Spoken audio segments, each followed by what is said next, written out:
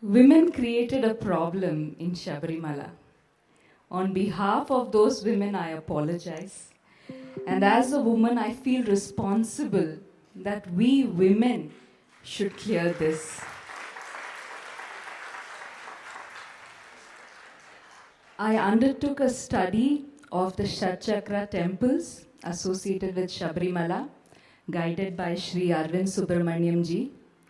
I visited all the 5 temples except for Shabrimala. I meditated in each of those temples to understand how the Chaitanyam of the temple impacts the female body. Every temple has a direct impact on the human body. It has a direct impact on our health. As devotees, you don't need to know this. You already know it through your experience. When we stand in front of the deity and fold our hands, we experience that. But when people ask this question and it goes to Supreme Court, how should we answer? It is not enough that we have faith, that we experienced it. We should be able to explain it. I have made a small attempt to explain that in this book. I will keep it very short. I will tell in just 2 lines. No, 3 minutes, no problem. 30 minutes. Thank you, We are Jayanji. also like Veeramani Raju. It is going very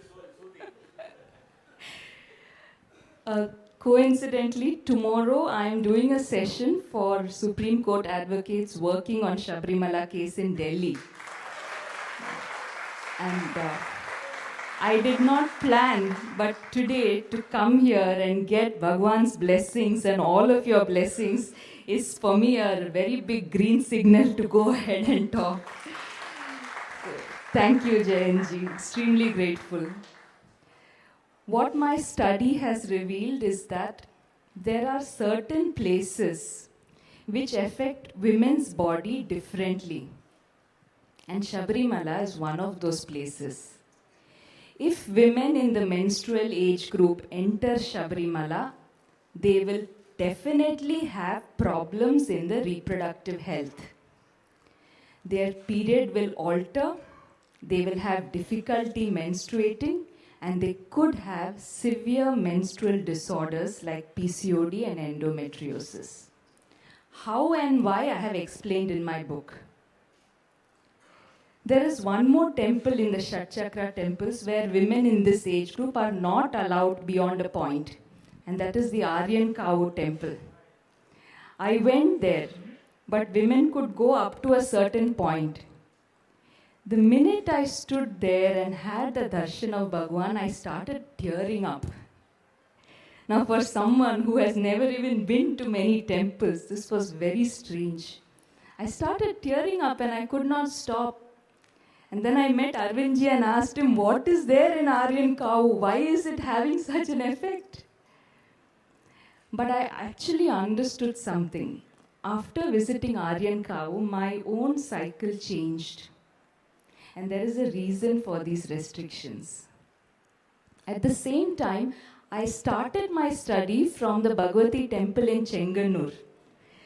When I visited that temple, my cycle actually aligned with the earth's fertility cycle. That means you get your period with Amavasya. Every devotee who goes to Chenganur Bhagwati temple, if she is a woman in that age, she will experience how her health improves. But that same temple, I went the second time, there were at least 100 Ayyappa Swamis. And after visiting that, in the presence of those Ayyappa Swamis, my cycle was again disturbed. If just the presence of Ayyappa Swamis can do that to your cycle, imagine going to Shabrimala, how it will disturb your health.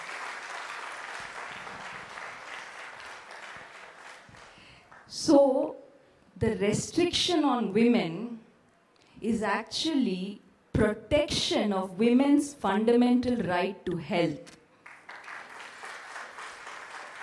And Shabrimala, by passing this rule, has been protecting women, not discriminating. We have to take so much pride in our traditional knowledge because it understood things so scientifically. Every temple will impact your health through the chakras. The nature of the Chaitanyam in a temple affects women differently and affects men differently. This is not discrimination. This is the beauty of the way we are created. Thank you. I will give just one last example. When I was researching Shabrimala, I wanted to see anywhere else in the world, are there similar restrictions? I found two examples. Mount Athos in Greece and Mount Umin in Japan.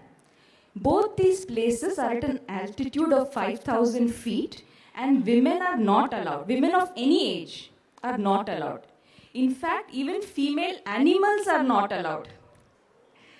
And there are many studies, not by Indians, by Americans, Europeans, there are many studies which prove that altitude impacts female fertility. And on the way to Shabrimala, Arvindji just educated me, there is Karimala, which is around 5,000 feet. So now you know why the 41-day yatra cannot be done by women. Everything, every tradition has a science to it.